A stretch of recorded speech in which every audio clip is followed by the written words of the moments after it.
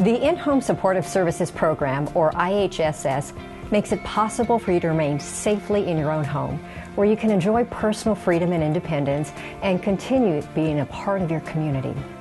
The purpose of this video is to provide some information and suggestions to help you as the employer hire your provider employee. After you've applied for IHSS and gone through the assessment process, the county will send you a Notice of Action, or NOAA, listing the IHSS services that have been approved for you and how much time is authorized for each service. Review your NOAA carefully to determine what you'll be asking your provider to do. If you think that just one provider can't perform all of the services you need or all of the authorized hours, you may decide to hire more than one provider. So let's start things off by reviewing the process you will go through to find your provider employee. Finding the right person is very important, so be sure to take the time you need to find someone that can not only do the job, but also someone that you are comfortable with. As the employer, you can hire anyone who meets IHSS provider enrollment requirements and can meet your needs. This can be a family member, friend, or someone referred from the Public Authority Registry. Some ways to find a provider may be through your church, by placing an ad in your local newspaper, or just by word of mouth. Just remember to be careful about what personal information you give out about yourself. It is not always a good idea to give out your home address. You can also contact your county IHSS office or public authority for assistance. When you start getting applicants, your first step should be to screen them through a telephone interview. During this phone call, you should be able to get a good idea of the person's availability, experience, willingness, and their ability to perform the needed tasks. Make sure to mention any specific needs you have during this interview, such as whether you want a non-smoker, or someone who has their own car and is willing to drive you to appointments, or even someone who can lift a certain number of pounds. This would also be a good time to let them know that IHSS providers must attend a provider orientation, be fingerprinted at their own expense, and pass a background check. If you like the person and want to move forward, the next step would be to set up a face-to-face interview. Be sure to ask anyone you interview to bring a photo ID and a list of 3 references with them to the interview. When I go to an interview with a prospective provider, I always attempt to bring somebody else with me. I usually end up bringing my neighbor. She's also uses caregivers. She's an in-home support services recipient as well. So I always ask her if she wants to come with me. And there's a cafe just a couple blocks from my house, so we just usually go meet there. And then I would meet them at the IHS office, and they'd help me find another person to help me in my home. That's why sometimes that extra perspective is good, because they may pick up on something that I didn't pick up on that down the road really wouldn't work out for me. So I always like to bring my trusty neighbor with me if possible. It's generally a good idea to interview more than one person and make notes during the interview that you can refer back to later.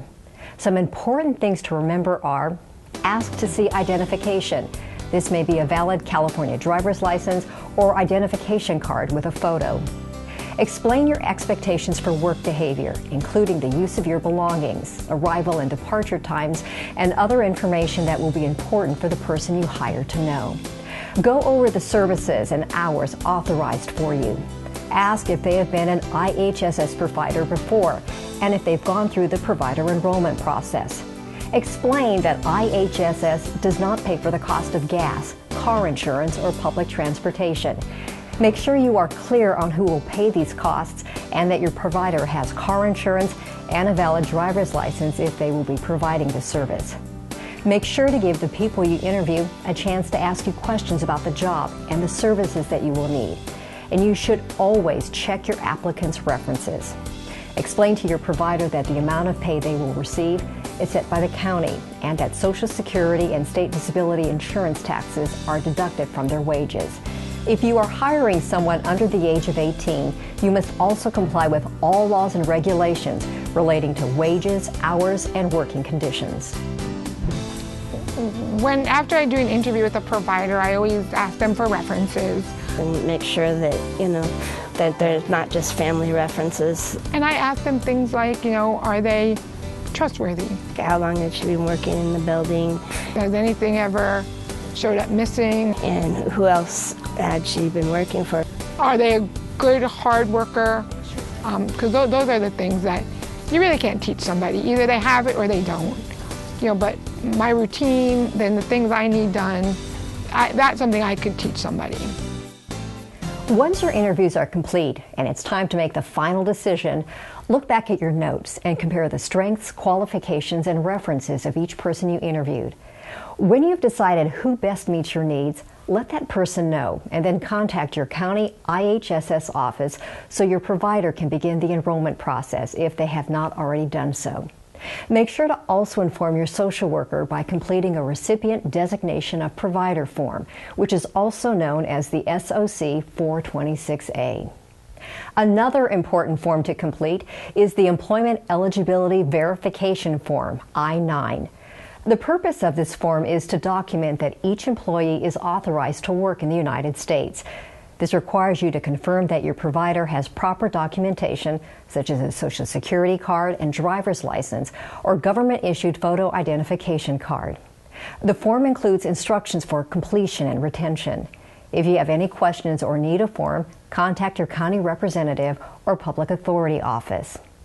Lastly, you should inform your provider that they may request that federal and/or state income taxes be deducted from their wages by completing the proper forms, that they are covered by workers' compensation, and that non-family providers are also eligible for state unemployment insurance and state disability insurance benefits. During the first meeting with your new provider, it's important to tell them what you expect. This is the time to talk about any difficult issues and agree on things before they start work. The things you should go over are authorized task review. Your provider can only do the tasks and services that have already been authorized by IHSS. This is the time to go over that list, which is in your NOAA, and review the time that is approved for each task. This may also be a good time to tell your provider that they will also receive an information sheet from the county that will list your authorized services and the authorized time given to perform those services. Use this chart to show when the tasks need to be done, daily, weekly, monthly, or on another schedule such as 2 times per week. Health issues. Clearly outline things like allergies or special needs, and if you are willing, discuss if either of you have any infectious diseases such as HIV, hepatitis, tuberculosis, or other. Supplies. Go over where they are kept and how to use any special equipment. Medications, emergency information, a work schedule, contact information, and transportation arrangements. During your first meeting, you and your provider should also go over and sign a job agreement. This document clearly lays out general rules that you and your provider agree to, their pay and their hours. Your social worker will provide you a job agreement form and a fact sheet that explains it in more detail. Congratulations! Once you have hired a provider, you can now begin to get IHSS assistance to help you continue living safely and independently in your own home.